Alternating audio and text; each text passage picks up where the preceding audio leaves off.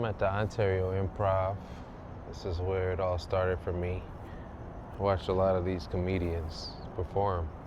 I never thought about telling a joke a day in my life. And now I'm doing a show here. I used to work here as a sound guy.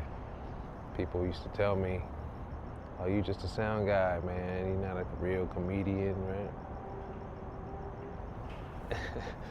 You're not a real comedian until you do a shitty mic or a bar show or whatever they thought. I've been doing comedy for 15 years, going into my 16th year of comedy. I started right here as a sound guy.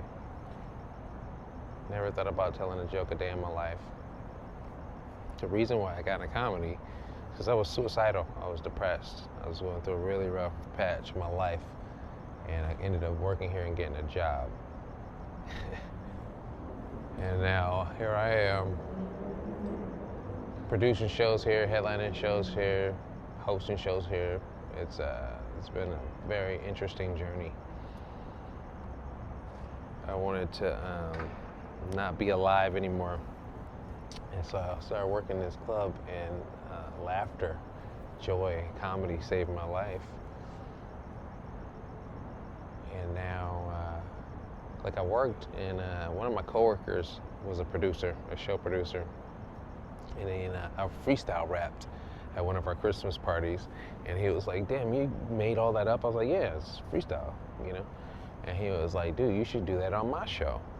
And I was like, "All right, cool," you know?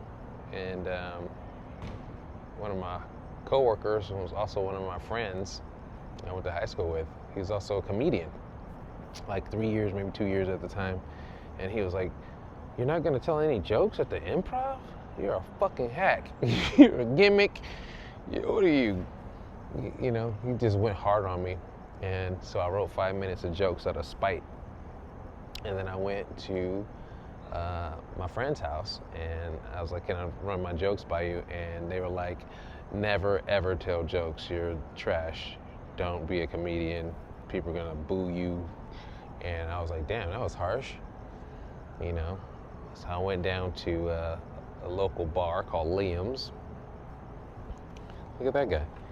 I went to Liam's. I tried my first 5 minutes, and I thought it was open mic night. It was all headliner night. And they let me go up at 2:30 in the morning, and the first piece of advice I ever got was from Jeff Garcia. And Jeff Garcia was like, "You're funny, you know, but you gotta learn how to talk to people. You don't sound so rehearsed. You know, be more present." That was the first advice I got. A bunch of people gave me a ton of advice, and so from that moment I started going to different people and asking them for advice. But anyways, my coworker, the show's the next day. My coworker, he hits me up and on the day of the show, and he says, "Hey, you have to host and produce the show because my wife stole my kids and is driving them to Corpus Christi, and I need you to do everything." And I was like, "No problem, I got you, of course. What do you need me to do? Host and produce a show? Okay, what does that mean, you know?" So producing the show, I need you to collect the money at the end, pay everybody out, make sure they're on time, you know, like comedians. I was like, "I can do that. Super easy." I was already the sound guy, not too far-fetched from what I was already doing. Next thing I had to do was open the show with 15 minutes of comedy. I only wrote 5 minutes yesterday, and I didn't have great feedback. So I did freestyle though, and I could freestyle rap my ass off. So I freestyle rap battled everybody in the audience.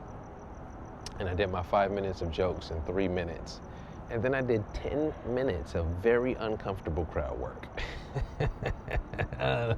Sweating profusely. Very bad. Very bad. I want to throw up every time I watch this set. It's my very first set ever. All my friends and family are there. I invited everybody I knew, like I was really good or something. It's hilarious. If you're still coming to my shows, thank you. I love you. March 25th, I'll be right here at the Ontario Improv. I did the set. I get off. I bring up the comic. And between each comic, I'm feverishly writing jokes. And I go out there and I'm trying them. Okay.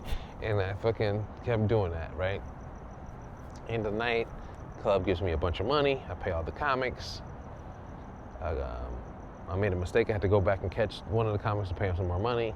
I call up the guy, my coworker, and I was like, hey man, there's like $400 left. What do you want me to do with it? Where do you want me to send it? He was like, just keep it. Welcome to comedy. I was like, did you just pay me $400 to talk drunk into a microphone for 15 minutes?